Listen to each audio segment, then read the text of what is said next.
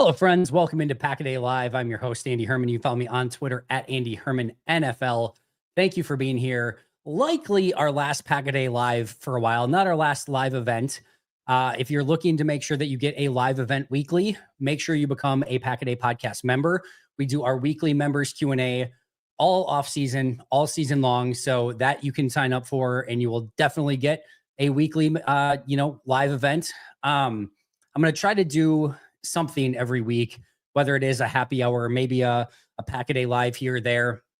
But in all likelihood, probably going to cut down on one of them, probably do the members Q&A and happy hour up until we get into, regular season again, or maybe closer to training camp. But either way, thank you so much for being here. I do have it. So, in order to comment, just to kind of make it a little bit easier, you do have to be a subscriber. So if you want to make sure you get your questions in, definitely make sure to subscribe. It's easy. All you have to do is click a button. There's no wait period. You can immediately ask questions, but just make sure to hit that subscribe button, and you are welcome to ask questions. Per usual, we will get to super chats first, and then I will get through, just kind of go in order for questions. And then once we get to about 10, 15 minutes left, I will do member chats only at that point. But fun week, despite the fact that Green Bay's not playing the Detroit Lions this week. The fact that they're not, I guess fun's the wrong word, but interesting week. Still a lot to discuss. Jeff Hafley, head coach request with the Jets, we just found out. Adam Stenavich is interviewing with the Bears. Bears clearly have, an interesting head coaching search going on, which will alter the division to some extent. Awesome Minnesota Vikings lost on Monday, which I think really altered potentially their quarterback plans moving forward, and potentially could help Green Bay in a couple different ways.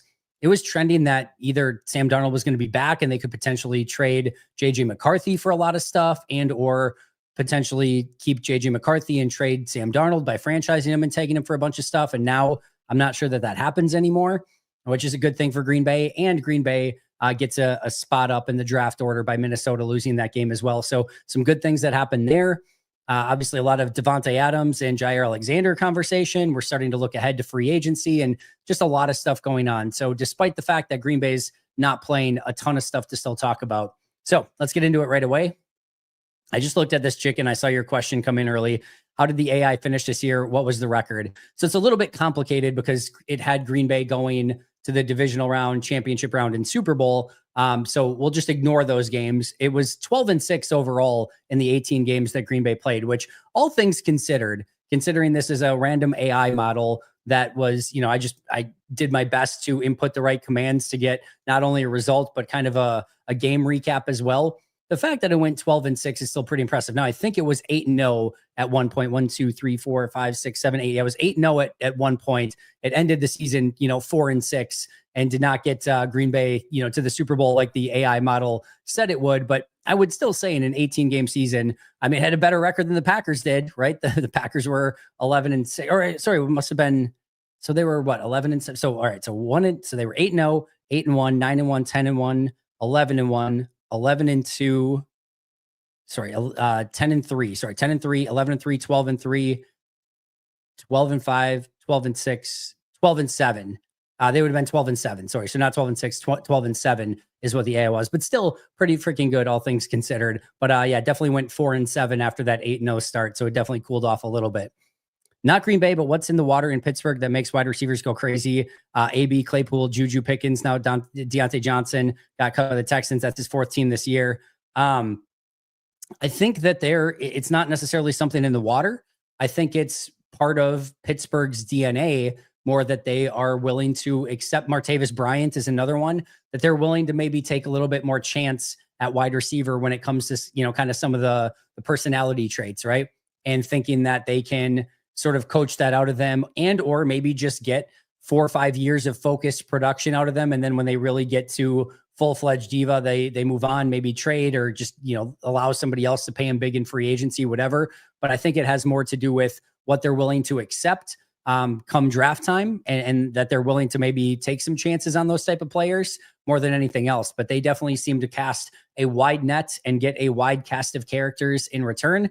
And they get some really good play out of it, right? Like if like Antonio Brown in his prime was phenomenal. Martavis Bryant, before things went wrong, I think mostly even from an injury standpoint and suspension standpoint, was really good for a period of time. Deontay Johnson looked phenomenal before he got traded away. So yeah, they have a way of finding these wide receivers and getting kind of a lot out of them before the ticking time bomb explodes, and then they usually jettison them at that point. But it is an interesting sort of core philosophy that they have in Pittsburgh. But it's definitely interesting. Best year to get out of Clark and Gary contracts. Ralph, thank you so much for the super chat. We can look at it really quick here. Kenny Clark, they can get out. I know they can get out of Clark's now, but I don't think they would do it. So let's take a look at Kenny's first. He is set to make $20 million this season. The dead money would be $26 million. If you did it with a post June 1st, you would still end up with 26 mil, but you could split it more between seasons, 9 mil this year and then 17 mil next year. So you would end up with savings in both years. Theoretically, I don't see Green Bay going in that direction. 2026 is the more likelihood, where he's set to make 31 million against the cap next year, and you can only have 17 mil. So you would save over 14 mil on the cap next season. So it would be likely that he is on the team this year, and then you're looking at probably a release in 2026. So the hope there is that Kenny in year 2 under Jeff Hafley's defense, assuming there is still a Jeff Hafley's defense in 2025, would look a little bit better, and he comes back a little bit rejuvenated. But he's very, very, very likely to be a Packer this year, and very unlikely to be a Packer, at least under that contract in 2026. That would need to be either a release or a restructure or a redo of that deal next year. But, and they could restructure some of it. No, they could not. There's no real, there's a roster bonus. All right. So there's a 7.5 million roster bonus that they could restructure some of that. But you're probably not getting a ton of savings off of that. Probably what, 7.5 divided by 3, 2 point something million, so you can maybe save like 4 million off of that. But yeah, you're not going to get any major savings there. I would just keep it. If I were Green Bay, I would just keep him on the exact same contract he is now in 2025. And then I would look to release him in 2026 and save that $14 million in cap space next year, and then save all of the cap hit in 2027, the year after that. Oh, sorry. Then Rashawn Gary too. Sorry, forgot about that part. All right, Rashawn Gary. So if they wanted to release him this year, it would basically be a break even. So they would, and again, there's different ways that you want to look at this, but just looking at it from a simplistic view, 25.7 million cap hit, 25.5 million dead cap. So they would save a little bit of money, 160,000 this year. They would save all of it, moving forward. They would save his $28 million cap hit next year, is $31 million cap hit the year after that. They would take their medicine completely now. I just got to make sure he doesn't have any guarantees. Yeah. Okay. So yes, they theoretically could get out of it now. I don't see that either. I would think that 2026 is once again age 29 season. He's set to make, 28 million against the cap next year. Dead cap would only be 17 million. They could save about 11 million next year, and then save the full 31 million the year after that by releasing him next year. So I would expect him to be, again, both Kenny and Rashawn to be in Green Bay in 2025, but 2026 will loom large as potential get out of contract dates for both of those players. Ralph, we need to get bigger on the line. They give Kraft the ball multiple times with 1 yard to go because they know where the line, and open up holes. Sure about that last part there, Ralph, but excuse me. I don't think, again, bigger is not the right word, because Travis Glover's massive. Didn't work out so great in that game, right? It can't just be bigger. More physical, more violent, more mauling, more people moving. Yes, I think there is probably something to that. These are all sort of classic questions, right?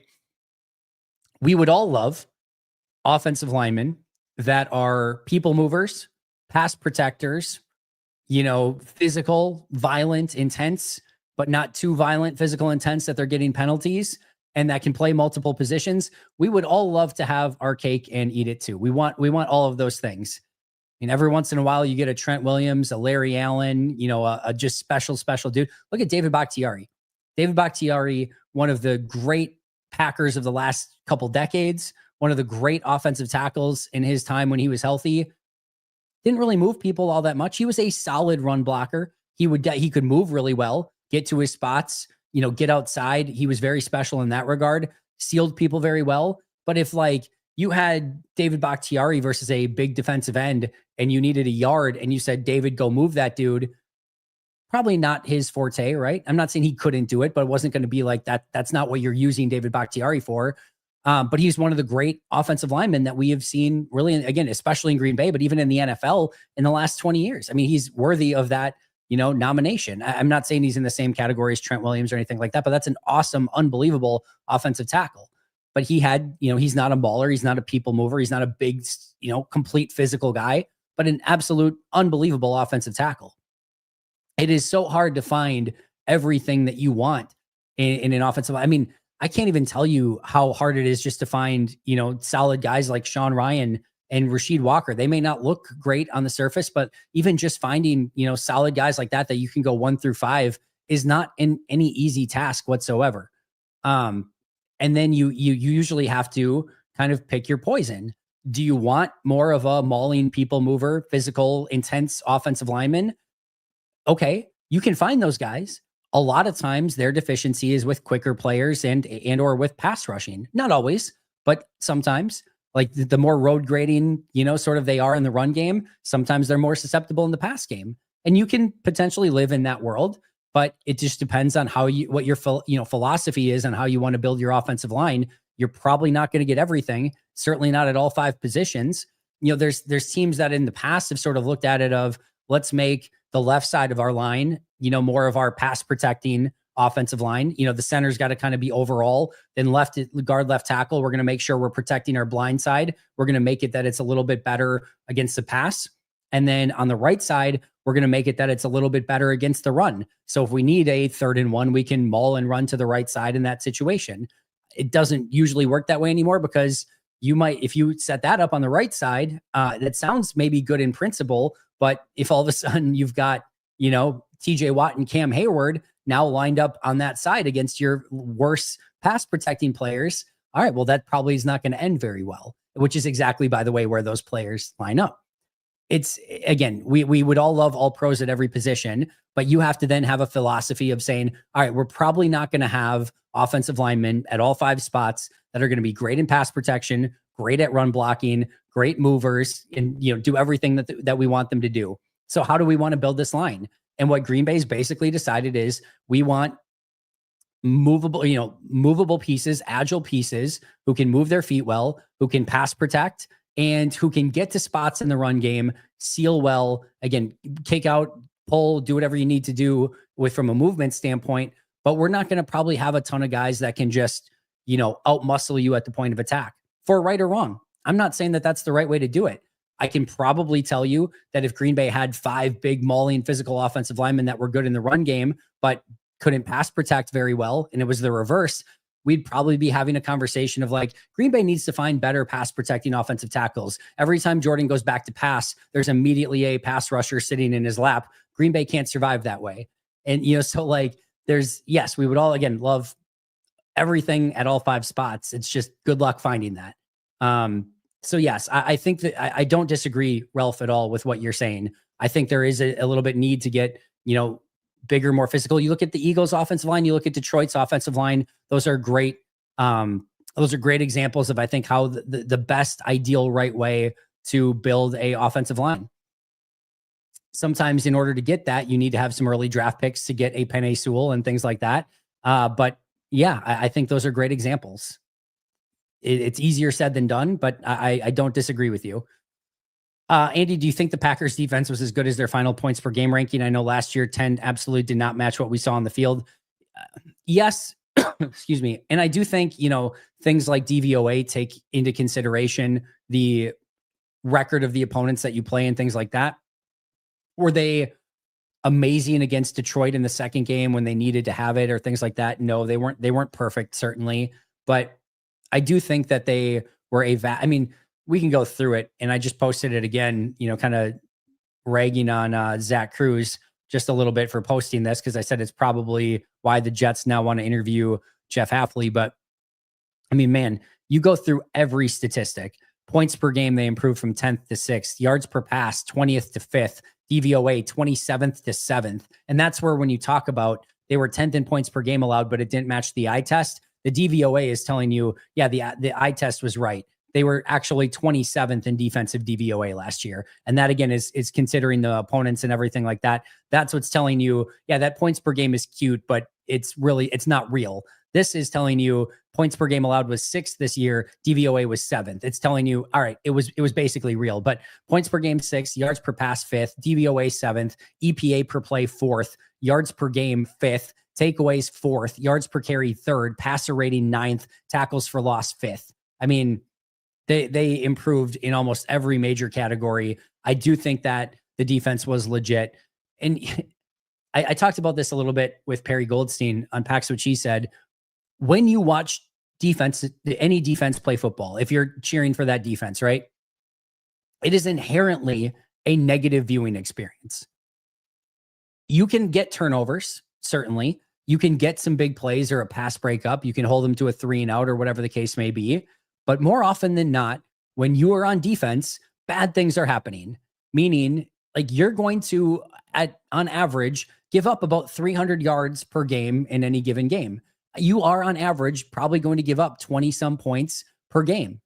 Like, and what you're hoping for, right, is that you're not going to allow those things. You're going into it saying, like, I want my defense to break up every pass, to stop every run, and to not allow points. That's like, it's hard to, like, I don't know of anyone, and I even try to go into games with like this mindset as best I can. I don't know of anyone that's like, well, I'm not going to care until they get past 300 yards or over 23 points or whatever. Like, you go into it being like, you're thinking, I want shutout, I want no 100-yard rusher, and I want them to, stop the passing game. Well, it's like, good freaking luck. It's not going to happen.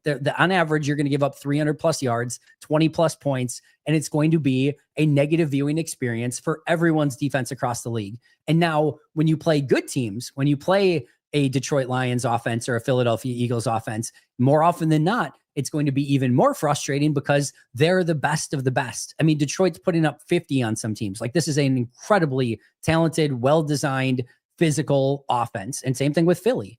So, you go up against those teams, and like I said, inherently, it's going to feel like a long day at the office. And that's why it's important to kind of, at the end of the year, take a step back, or even like whenever you want to do it, even if it's mid-season or whatever, take a step back and compare it against the rest of the league. And I understand that Green Bay made some hay this year going against some lesser opponents, right? I'm not debating that. They got to play the AFC South, which was pretty crappy. They got to play the Bears twice, even though they didn't play well, quite frankly, in either of those games. They got to go against, the NFC West, which had some middling teams, right? Not, the Rams, when they played them, were without Cooper Kupp and Puka Nacua. The Cardinals aren't very good. The Seahawks were missing Geno Smith for part of that game. The 49ers were a practice squad team when they played them. They got to play the Saints. Like, that was pretty much a practice squad team at that point. They definitely made up some ground against some very bad teams. I'm not debating that. But if you don't think for a minute, like, there are a lot of bad teams throughout this league. And no matter where you go or what team that you're playing, I mean, Green Bay did not play the Cleveland Browns. They were 3-14. They did not play the New York Giants. They were 3-14. They did not play the New England Patriots. They were 4-13. They did not play the Las Vegas Raiders. They were 4-13. They did not play the New York Jets. They're 5-12. They did not play the Carolina Panthers. They're 5-12. So, like, you look at the bottom 8 teams in the league: Tennessee, Cleveland, Giants, Patriots, Jacksonville, Raiders, Jets, Panthers, right?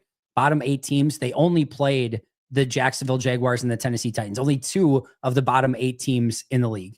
So if you don't think other teams had those teams on their schedule too, and also had some easy matchups, you would be vastly mistaken. There were some very bad teams on the schedule for teams this year. And yes, Green Bay had some of them for sure, but so did other teams. And that's why you have to step back at the end of the year and just say, how did Green Bay perform on the whole? And compared to their peers, they were top 10 in just about everything in all the major categories that mattered. And in fact, they were top 7 in just about everything. So I get against tough opponents, against the Detroits, the Minnesotas, the Phillies of the world, did it always look the best? No. Go and look at what other defenses were doing against those teams. And guess what? They struggled a lot as well, because those are some of the best offenses in the league. And then you go and look at it compared to the rest of the league on the whole, and they were a pretty damn good defense in totality. So yes, I do think that the overall ranking matches up with what we saw on the field. I think it passes the eye test. I think it passes the sniff test. I think it passes the stat test. I think it passes the overall points per game test. There's not much that I look at this defense, and that's all without really a top tier pass rusher, missing Jair Alexander a good chunk of the year. I think there's a chance that it only gets better, again, assuming Jeff Hafley's back next year, which I still think is probably the case, but is a little bit more in doubt now, I guess, that he gets an interview with the Jets. But we'll see. But overall, yes, very, very pleased with the defense. All right, Stokes, Walker, Wyatt, Van Ness, Morgan, still early, have all been misses. Do you have a first-round philosophy issue? Do we have a first-round philosophy issue, scouting problem, or just unlucky? Yes. I think when you have that group of players, I think there's probably some of all of that. And I appreciate the fact that you put still early for Jordan Morgan, because it very much is. I will start by saying here, you have to get better ROI on first-round picks during that time frame. That's about, especially for having multiple first-round picks with the Wyatt and Walker, especially for having some early picks with a Lucas Van Ness, you've got to have better impact than what Green Bay had from those first-round picks this year. I mean, Stokes was at times, rotational corner, but did not even play up to that. I haven't finished grading the final week yet, but is going to finish as my lowest graded defender on the team. Quay Walker, again, I haven't finished this grade, but going into this week was my second lowest graded defender on the team. Devontae Wyatt was a positive, but not in any real significant way. Lucas Van Ness was closer to a net neutral player, again, pending the last game. And Jordan Morgan, mostly due to injury, but he was my third lowest graded player on offense, even in minimal playing time. So that is a pretty significant miss on the whole when it comes to big time ROI on early draft picks. Now, what I will argue in certain cases is it doesn't, at the end of the day, it doesn't matter where you draft the good players if you still draft the good players. And what I mean by that is we can look at some of these drafts, not all of them, but you can look at some of those drafts and do a redraft with them, if you will. And for example, let me pull up like in 2022, right? If I had went back and told you that Zach Tom was the first round pick in that draft for Green Bay, he was at pick 22, right? And then it gets a little bit trickier at pick, 28 or whatever. I would probably throw, like, I know it probably wouldn't be living up to expectations, but if you got a starting left tackle at pick 28 in Rasheed Walker for the past couple of years, he's been a little bit up and down. I'm not going to argue that. But if you got a starting tackle at pick 28 and then, probably Devontae Wyatt at pick 34, Romeo Doubs at pick 92, and then so like you just kind of like, then Quay Walker was a 4th round pick and so on and so forth. And you kind of build it that way. You probably don't have as much of an issue with that overall draft class. You would say, yeah, like Zach Tom, you got 2 starting tackles in the first round of that draft. You got a speedster at wide receiver in Christian Watson. You got a starting guard in Sean Ryan, solid wide receiver in Romeo Doubs, a linebacker in Quay Walker in the late rounds. Devontae Wyatt was a find later in the, like, you would stack it that way and you'd be like, God, that looks like a pretty good draft. So the fact that Walker and Wyatt were the first round picks doesn't quite matter as much. Now, you could try to do the same thing in 2021 and fail miserably. Do we feel great that TJ Slayton is the best player in that draft? If you moved him up to the first round, you'd still be saying, good Lord, TJ Slayton was your first round pick. That didn't turn out. And even if you did like the best case scenario in the second round, still Josh Myers or maybe even like Isaiah McDuffie at that point? Like, that's 2021 is a bad draft class no matter what way you cut it. 2023, you can probably get a little bit closer. Like if Tucker Kraft was your first round pick, Jaden Reed was your second round pick. And then again, you kind of build it from there. If LVN was probably closer to a second, you'd probably feel a little bit better about that. Luke Musgrave in the 3rd, Dontavian Wicks in the 4th, Carl Brooks in the 5th. Like you would feel better. And then, again, Carrington Valentine in the 5th, you'd probably feel a little bit better how that stacked up. If they drafted Edgerrin Cooper in the first round and Jordan Morgan in the second round, you'd probably feel a lot better about how Green Bay, picked in that draft. So at the end of the day, it doesn't really matter where they were selected if you are still getting the ROI on the draft. And I think you can look at the last three and still say pretty damn good ROI as of now. You cannot do the same with 2021. That was a pretty failed draft class regardless. But on the whole, if you have 5 first-round picks like that and you go into this, into a playoff game against Philly, and even if Jordan Morgan was completely healthy, right? I mean, Stokes wasn't going to play in that game, or at least very minimal. Quay played but did not make an impact. Devontae Wyatt, even if he would have stayed healthy, right, he's fine, but he's a rotational defensive tackle. LVN's fine, but he's a rotational defensive end. And Jordan Morgan would have come in off the bench to help. And he would have helped because it would have been better than Travis Glover, I think, and would have been better than Kadeem Telford. But the impact that they would have made in that game would not have been anything remotely significant. I don't even think it would have been necessarily in the positive. So that is telling, and they have to be better in the first round, regardless of how you want to look at it. Sanjay, hi, Andy. What did you see from Chris Brooks this season? And do you think the Packers could keep him in 2025? Yeah, no, I liked Chris Brooks a lot. I think what you're probably looking at is a player that you really like, can do everything, good run blocker, good pass protector, can run the ball pretty well, has a little bit of speed, does everything you ask, can play a little bit of special teams, is probably their best pass protecting back. So yeah, I think that there is a lot to like about what he brings to the table. Now, that running back room is going to get a little bit complicated this offseason this season coming up, in which you've got, theoretically, if everyone's healthy, Josh Jacobs, Emmanuel Wilson, Chris Brooks, and Marshawn Lloyd. And I think that does change the calculus a little bit. And that's not even including anyone else that they might add.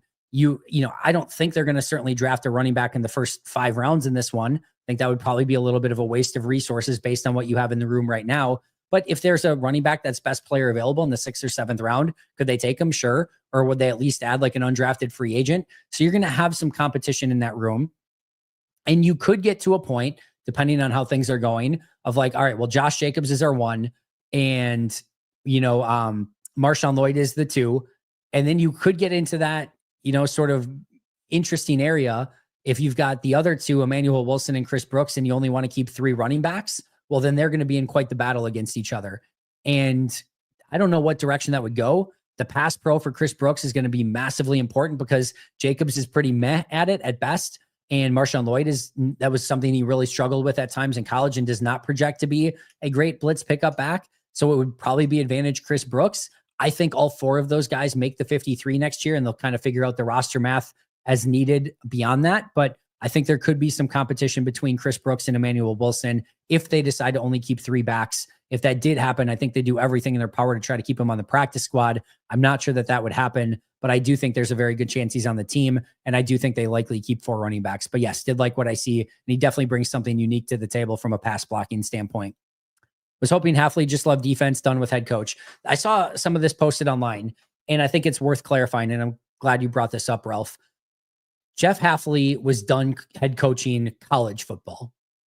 Now, I don't want to speak for Jeff Hafley because I don't know entirely the entire thought process. And it did feel like he was very rejuvenated and refreshed by the idea of just coaching defense again and really kind of doing what he loved, and even being able to get to work with the defensive backs from time to time and not have to do as much of the just overall organization stuff and things like that, and being kind of the head of the table, if you will. It did seem like there was a piece of that was very endearing to him and what he wanted to be doing. That being said, I can almost guarantee you that he has a ton of interest in still being an NFL head coach.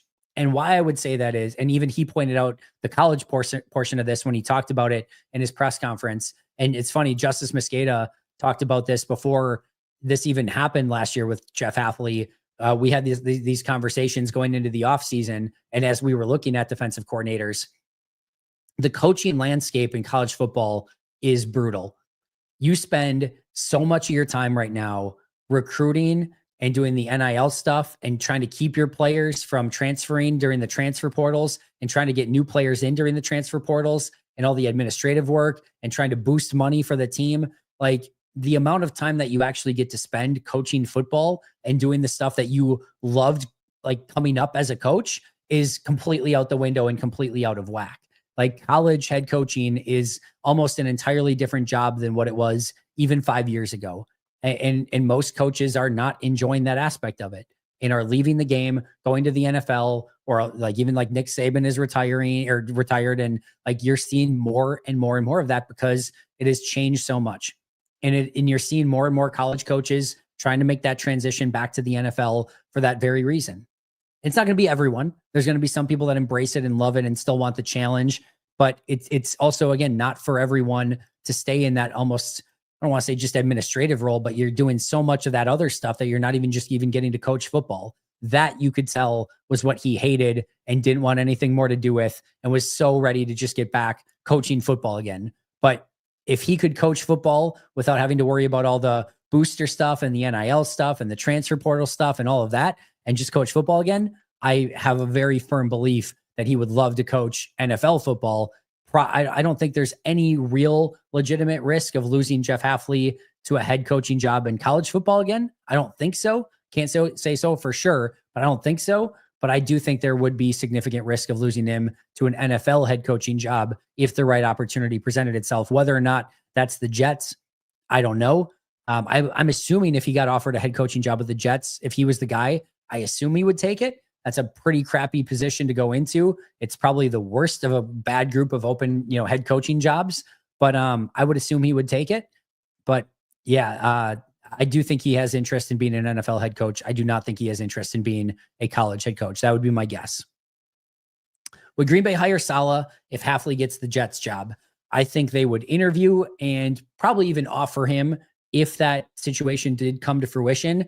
If Robert Saleh has not found another job, he is interviewed for multiple head coaching jobs already. He is going to be interviewing with Dallas for their open position. It is, number one, possible that he could get a head coaching job this offseason.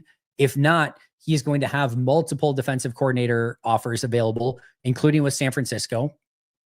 Whether or not he would take the job with Green Bay, if it was just defensive coordinator offers, I think he would. He had multiple offers, I'm assuming, to be a consultant after he was done with the Jets, and he chose Green Bay. So I think that's probably a good sign. If you're Green Bay, though, you also have to consider the fact that if Robert Saleh does come in for a year and even just kind of repeats where this defense was at and does a lot of the stuff that Jeff Hafley did and has success again next year, you're probably looking at him getting a head coaching job the next season. So is that the direction that you want to go in? Or would it be better to take somebody like Anthony Campanelli and, kind of promote him to defensive coordinator and have him likely be around for the foreseeable future and not risk having to lose him to a head coaching job? I don't know. But those will definitely be things that Green Bay has to think about, because even if you do get Saleh in that situation, there's a very strong chance that one of two things happens, right? Either A, he performs well and probably gets a head coaching job the following season, or he doesn't perform well, doesn't get a head coaching job, but now you're coming off a year where Robert Saleh didn't perform well and your defense didn't perform well, which is not exactly super enticing in the first place, right? So there's not a lot of great options. Now, if he kills it and they go win a Super Bowl and he gets a head coaching job, great. No worries, right? But you're probably looking at either you had a bad defense or he gets a head coaching job the next year. So you're probably getting either a bad year of Saleh or just 1 year of Saleh is how I would kind of look at it. And maybe that's still worth it. Maybe you give it a shot, but it would be something that Green Bay would have to consider. And also there's no guarantee that Saleh would say yes to this situation. Maybe he takes a year off and says, I'm going to focus on finding a head coaching job in 2026. Maybe he takes the defensive coordinator job with San Fran, thinks that it sets him up better, or wants to go back to San Francisco area. You just never know. But I do think that, Matt would be immediately in touch with Robert Saleh if, in fact, Jeff Hafley got that job with the Jets. Brandon, not sure if you already covered it, but if Hafley goes to head coach the Jets, I might die. Hypothetically, if Jeff does leave, who makes sense as new defensive coordinator? So yeah, just kind of covered that on the last question. Don't go dying on me, Brandon, though. We need you here, being a Packer fan and supporting the team. So you're not allowed to do that. It would be a huge bummer. It's always tough because I always want to first and foremost support the coach on their journey to becoming getting a better job. It would be well-deserved. He's earned it. And I would be very excited for him that he would get that opportunity. But man, would that be a kick in the nuts if if he immediately got a job after having this season as a defensive coordinator, then immediately getting a head coaching job. I do think you probably might need to start planning for this at some point. I don't think he gets a job this year, but the fact that he's even getting interviews is probably a sign that that's going to continue, assuming that he continues to coach well, and you could probably lose him next year. So I think it's worth keeping an eye on. I do think it would suck, but hopefully they can at least build a second consecutive season with Halley, continue in a positive direction, not have to kind of restart this thing from scratch, and hopefully he sticks around. But most importantly, I'm hoping for him that he goes out and crushes the interview and does well. But it would be definitely, like I said, a kick to the groin if he had to leave and Green Bay had to kind of start over there. Would love Trey Smith in free agency. That'd be a fun one. I don't see it happening, but it would very much be a fun one, Ralph. He would definitely have a different style and mentality than anyone that they have on the line right now. Big physical player, big fun player, and a bit of a dancing bear. I've liked him for a while. Pass rush is the biggest need. Changed my mind. I cannot, Nick. Talked about it on the radio this morning. Actually, no, I take that back. I talked about it with Mike Wall this morning. He kind of challenged me at the end. He's like, where to you are the biggest needs on this team? And I said, number one to me is pass rush. It's, if you can get a market, I don't even want to say market. If you can get a big time pass rusher, somebody that's going to legitimately improve your pass rush in a significant way, that to me is job number one. I think that changes a lot of things on this team, just being able to have that player, and just makes Jeff Hafley's job a bit easier and gives him more ways to win defensively. So that's number one. And then after that, if you wanted to make arguments for offensive line, wide receiver, or corner, I would listen to all of those arguments. Yeah, I can be swayed in any direction as to what's number 2, 3, and 4, but it's offensive line, corner, and wide receiver in some capacity. But I think pass rushers one, and then there's a cluster of that next 3 at some point after that. Top of my head, I'd probably go corner, wide receiver, offensive line. But again, I could be convinced of any order for the 3, to be honest. Vex, improve the defensive line. It sucks. There we go. I do think they will get, I think there's a really good chance that their first round pick is along the defensive front. I think there's an extremely good chance. If I were betting money today and you said, where is Green Bay taking the first, or what position is Green Bay's first round pick? I'm cheating a little bit because I'm kind of taking 2 positions, but I would be willing to bet you just today. This could very much change a million times between now and the draft. But if you're asking me today to put money on it, defensive end or defensive tackle is what they're going to take in the first round. But I do think it's still possible to get either a defensive end or tackle in free agency. I still think, there's other obvious needs on this team, but I do think they will address the pass rush on this team in some real capacity. Zachary, thank you for the super chat as well. I really love Romeo Doubs and thought he would become a wide receiver 1, but now I don't know after the season. I would like Tay back or even T, but price is high for Green Bay. I would not get your hopes up on T. Higgins at all. I mean, first of all, since he could just tag him and keep him, if they tag him and trade him, I do not see Goody giving up a bunch of stuff plus a $30 million a year deal for T. Higgins. No chance. 0% chance if that happens. If he becomes an unrestricted free agent, I think Goody would call. I think there would be conversations, and some team will undoubtedly offer him more than what Green Bay would be willing to offer. I would be pretty stunned if T. Higgins is a Green Bay Packer next year. Devontae Adams, I think, is a legit possibility. I really do. I wouldn't bet on it. I'm not saying expect it. I'm not saying be disappointed if he's not a Green Bay Packer. I wouldn't go that far, but I do think that there is a legitimate possibility that Devontae Adams could be back. I do not see the same thing with the T. Higgins. I do think they will address wide receiver via either free agency or in the top 100 of the draft, and maybe even both in some capacity. All right, let's see what else we got here. When I rewatch the Brazil, I'm just going to try to go through some member Q&A stuff. I've got about 10 minutes left, and then I'm going to be talking to Nathan and Tyler for Friday's episode at the top of the hour here. When I rewatch the Brazil game, the offense looks miles better, especially Jordan Love. Makes me think the injuries really had an effect on the flow of the season. I agree with that. I don't know how much the injuries affected him in the game. It could be a lot. It could be none. And I don't know. And it's almost impossible to know. And the Packers aren't going to tell us, and Jordan's not going to tell us. So we're just kind of left in the lurch and left in the dark as to how much those injuries affected him. Either a lot, a little, not at all. I don't know. I do very much think the injuries affected, to your point here, Go Pack, the flow of Jordan Love through the course of the season. It felt like he came into the season with really good confidence, immediately injured the MCL. He was throwing the best deep ball I've ever seen him throw in preseason. Remember, he played 3 snaps in preseason, had that gorgeous deep ball down the field. It looked great at family night. It looked unbelievable in training camp. Immediately hurts the MCL, comes back probably a little bit early. A story of the season: Jair Alexander, Christian Watson, Jordan Love, guys that probably came back a bit too early and then did not quite look like himself. I think he got into some bad habits in a variety of ways. First of all, turning the ball over, kind of throwing the ball up at times, and just probably not hitting the back of his foot and ripping it like he was even early in that Philly game. And then he's starting to get back to himself, injures the groin. We go through kind of a period of time again where he doesn't look like himself. Finally starts feeling better, goes through a stretch of games that looked pretty good, to maybe even really good. And then again, it kind of falls off a little bit after that. Then he gets the elbow injury and again, misses a lot of practice time through the course of the season. And it just felt like could never get into a rhythm or consistency. And I do think the lack of practice time, the multitude of injuries, I think that all affected it. Is it this ultimate excuse? No. Do I think he needed to play better regardless? Yes. But I do think the flow of the season, the lack of practice time, the multiple injuries, I do think affected him. But that's why, again, these question marks are out there a little bit more. And we're going to have to see. Hopefully he's healthy in all of 2025. And hopefully we get a better indicator of when he's fully healthy, what he actually looks like. And was this end of 2024 more to do with him just not being himself? Or was this, a step back and he, kind of started to lose some confidence or whatever? But those questions will be answered, I think, a lot better in 2025. All right. Vex, can we finally be free of Bisaccia after special teams? I don't think so. I understand the argument for it. I do. I'm not quite there where it's just like a very blatantly clear, obvious fire. I don't think we're quite at end of Joe Barry career or end of Joe Barry defensive coordinator reign, levels of get this guy the hell out of Green Bay. I did think there were signs of growth about midway through this year.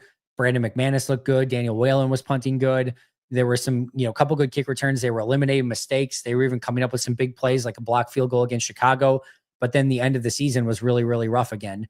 I would very easily argue, and I don't think anyone would argue against this, that the 3-year total of Rich Bisaccia in Green Bay has been a pretty sizable failure so far.